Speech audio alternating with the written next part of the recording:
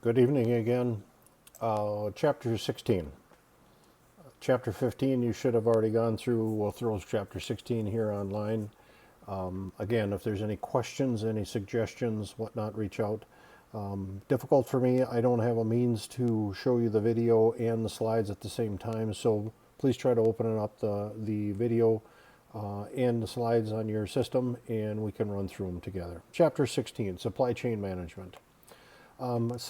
Slide number 22, again, the deck is a combination of chapter 15 and 16, and chapter 16 starts on slide 21. I'm on slide 22 now. Supply chain is a set of entities, relationships, and cumulative defined materials and information flows for both downstream towards a customer and upstream towards the very first supplier, per the Institute for Supply Management is that definition. So purchasing and logistics, the purchasing function sources inputs into the transformation process from other organizations. I got to slow down and enunciate here. There's lots of challenges and benefits of global sourcing. I tell a story when I'm in class face to face of I had a friend once who invested his entire life savings in a Asian built motorcycle tank bag. He had a new version of a motorcycle tank bag. He got some samples. They were terrific. He had to pay in advance for this order because the samples looked so terrific. He paid in advance. And when that container of motorcycle tank bags showed up, they were absolute junk. He had already paid for him. They couldn't find the vendor anymore. They disappeared off the face of the world. And he ended up losing his entire lifetime savings and had this container load of things. Purchasing function usually is negotiating contracts. They create blanket purchase orders. They set prices for the buyers because the buyers are typically then just purchasing against those types of things. And the purchasing people are usually holding customers accountable. Normally working off an approved vendor list. I also tell a story about I ran an organization at one time where we had multiple facilities that were separated only by about a quarter of a mile, but because the history of the company is the one organization purchased the one a quarter of a mile down the road. So they each had their own infrastructure in place. And so we each had our own purchasing per these two different facilities separated by a quarter of a mile. And we literally had different toilet paper in the two different facilities, and we had different coffee.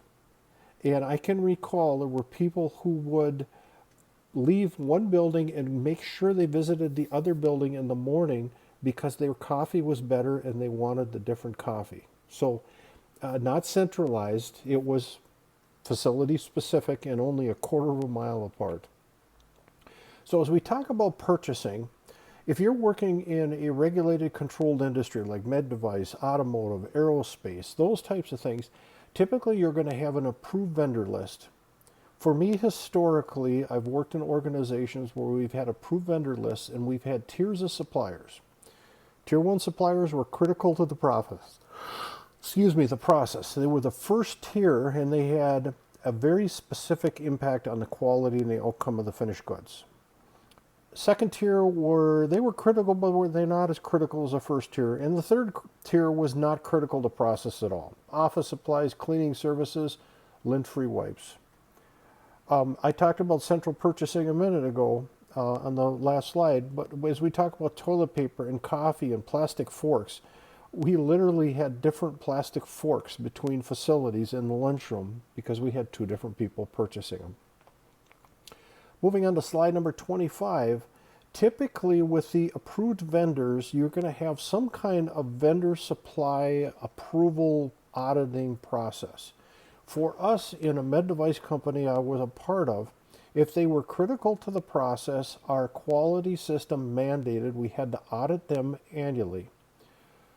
Second tier suppliers we audited every 2 years. Third tier suppliers we never audited them. We said they weren't critical. It didn't matter. Toilet paper wasn't important to direct product quality out on the production floor. So we never audited our toilet paper vendor as an example, or our office supplied vendor. We had a system to order from non-approved suppliers during times of development. So we had credit cards. We couldn't use any of those types of supplies for validation or production. We also had a system to add new suppliers. Now keep in mind, the last class that we're going to have, the last discussion we're going to have via video is on ethics. And it is quite often, if you're in a role of dealing with suppliers and you're making purchasing decisions, it's quite often they're going to do things to try to win your approval. As an example, having wild hockey tickets. As a vendor to a major customer, we had season tickets at the Wild hockey game, very, very nice seats. And one time our customer reached out and said, you know what, I got family in town. I don't want you coming to the game with me. I want you to give me all 4 tickets and I'm going to go with my family instead. Well, our sales management said, no, not at all, because the reason we're taking them to the game is to buy them dinner and buy them a beer and build that relationship and talk about that next order. The idea here isn't to just give them the tickets. Well, we found out from one of our competitors that they did give all 4 tickets to the game, and that that customer actually went out and sold the tickets on the street for cash and put that cash in their pocket. So be careful how things go as we talk about those spiffs and the spin-offs type things. So slide number 26. Let's assuming you're in a responsible place in supply chain and you need to go and get quotes or bids on product or service or whatever it happens to be. Some pieces of advice for you. Even if you're the vendor supplying, it's better to have a system many times to keep the playing field fair. You're going to want to have some kind of either request for quotation or a request for proposal, an RFQ or an RFP. In this, it should be specific. The more details, the better. What is in and what is out. If there are things that are not included, that should be listed in there. What are the terms for payments and all of those types of things? If there's purchase levels, if there's unit pricing type things. Is there any non-reoccurring engineering? That's what NRE stands for. Example, tooling or setup, one-time fees for design or whatever it happens to be. If there's NRE, it should be listed. If there's quality, what are the critical features, the quality dimension, critical dimensions that you need? Typically, when you're getting quotations, it's ideal to get multiple vendors. Get the vendors to work against each other. Ask for samples if it's appropriate. I want to see samples of your product. And then retain those samples. So assuming you award that business to that vendor, they come in later and it's different than the sample. You're like, well, wait a minute. This isn't what you said you were going to send me. So retain those samples. As we look at slide 27, think about the logistics. The logistics is talking about the responsibility for the movement of goods and storage in all aspects of your supply chain. Having the right stuff at the right time. The picture there is the cell. We've talked about a few times during the semester, making a med device. We had a part we sold to the customer for 35 cents, and it went into a $10,000 to $15,000 pacemaker, heart pacemaker assembly. And our part was 35 cents, and our customer constantly was looking and beating up on us on price. They wanted it lower and lower and lower. By the way, we're the only ones in the world that made this. Nobody else was capable to make it, and we're selling it for 35 cents. And finally, we went to this vendor and we said, they kept threatening, if you don't give us a price decrease, 5% price decrease, we're going to go somewhere else. And we finally said, you know what, it's 35 cents. We're not doing this anymore. If you don't want to buy it for 35 cents, you can go get it somewhere else.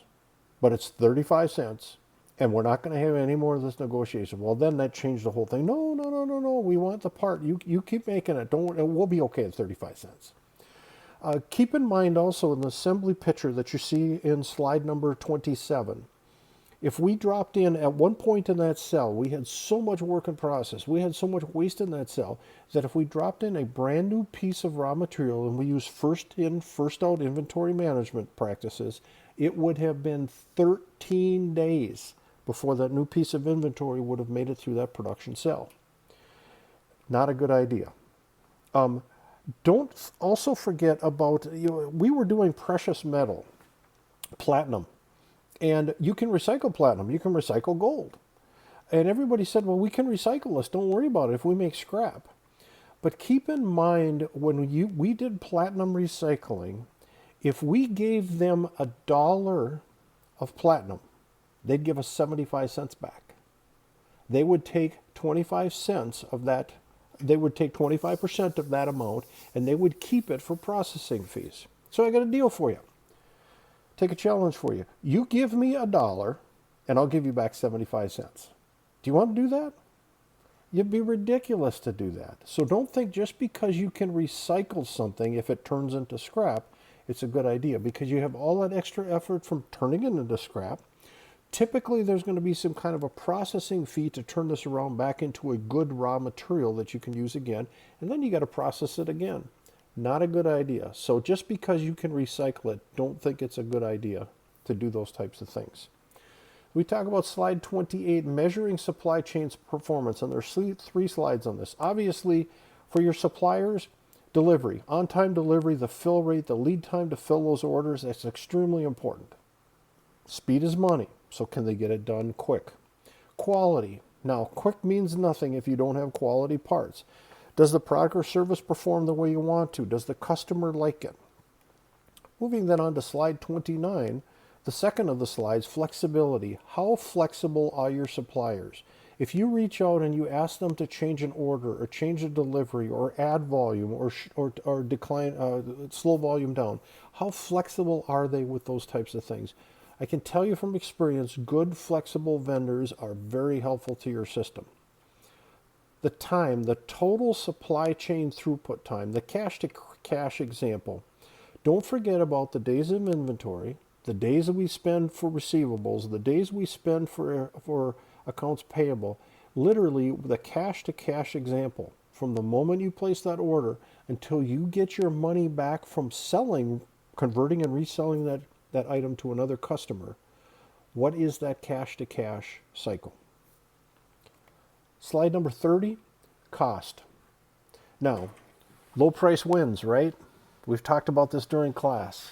Low price doesn't always win. If you are getting a super low price on something, but the quality is not good, copy paper. We talked about it earlier in the semester. The cheapest copy of paper is the best paper for your copy machine, right? No. Sometimes it's going to jam constantly, and you spend all that time unjamming your copier. You ruin all that extra paper. It's a pain in the backside, right? Well, keep that in mind that, there's a lot of cost. The total cost of the good, in the purple in the middle of the slide, is yes, that purchase price. But then you got to pay to receive it, got to pay to inspect it, got to repackage it. Let's say we have rechecks. We have to get a returned material authorization at RMA. We have to get a resupply. We have to reinspect it. We have to follow the scrap. Goes on and on and on.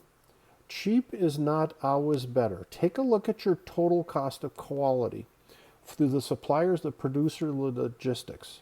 Getting it once, getting it right, being able to convert it easily, turn it into a good finished product that your customer is going to like, is probably more important than just having a low cost. So, in slide 31, how can we improve our supply chain performance? To me, it's better coordination across the organization. Change the structure. The product, the service, the locations, the facilities, the technology, getting vertical infrastructure, changing the structure and changing the infrastructure. People's roles, the information systems, the production, the inventory control, the quality systems. So as we talk about the supply chain infrastructure improvements on slide 32, creating cross-functional teams.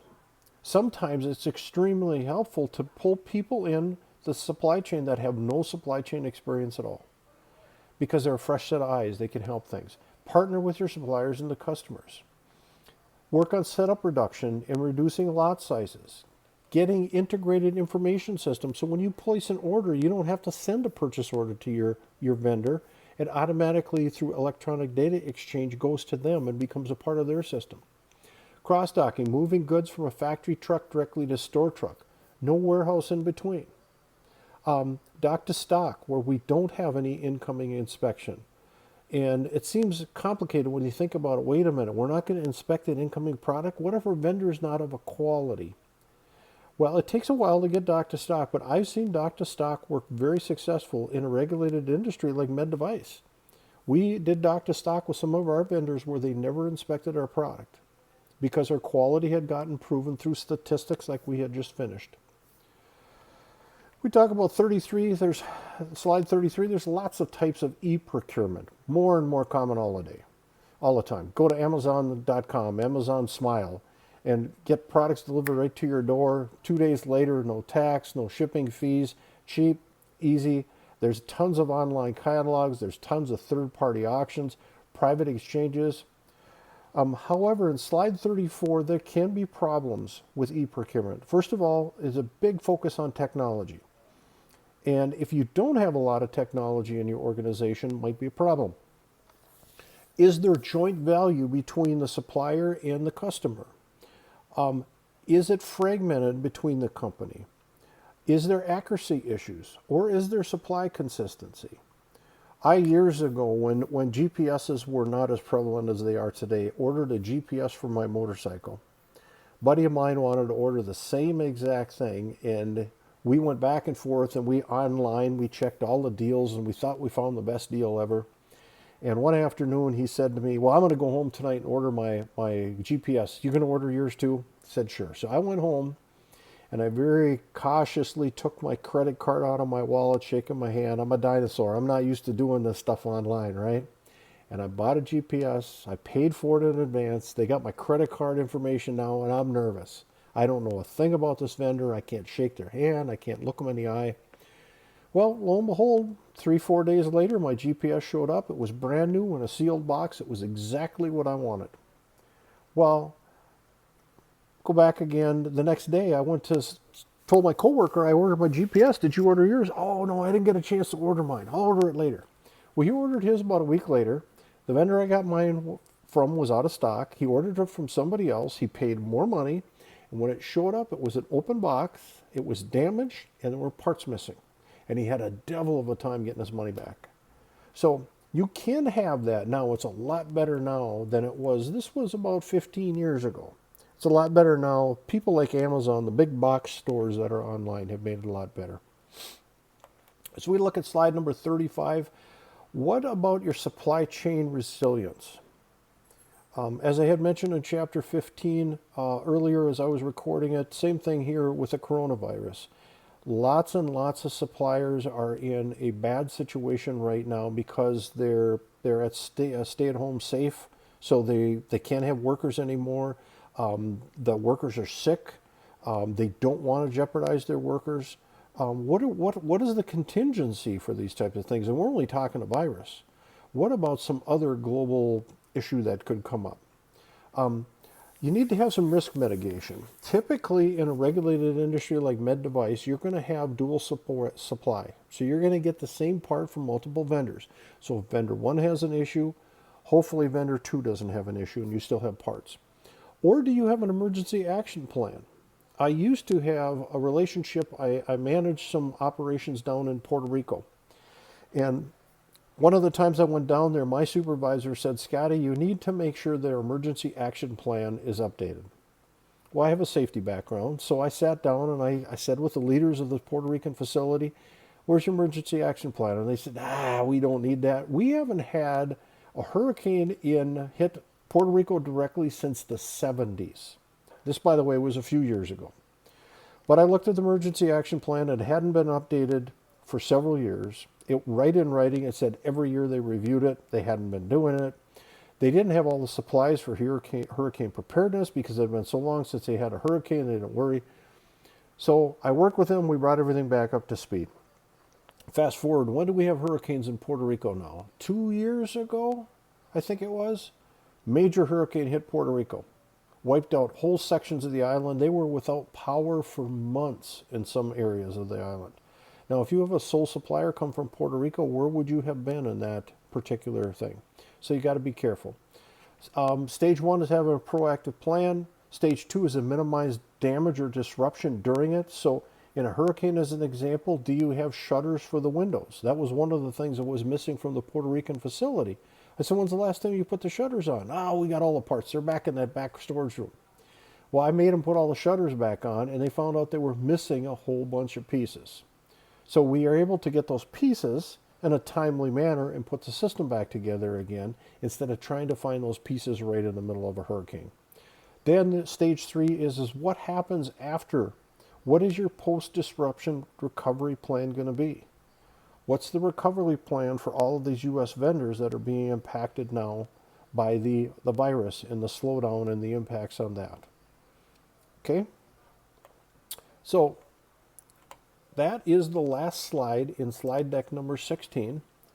I will record in chapter 16. I will record 17 and 18 soon. I hope you enjoy the videos. Again, you have any questions, you have any needs, you reach out. Stay healthy, stay safe, take care. Bye now.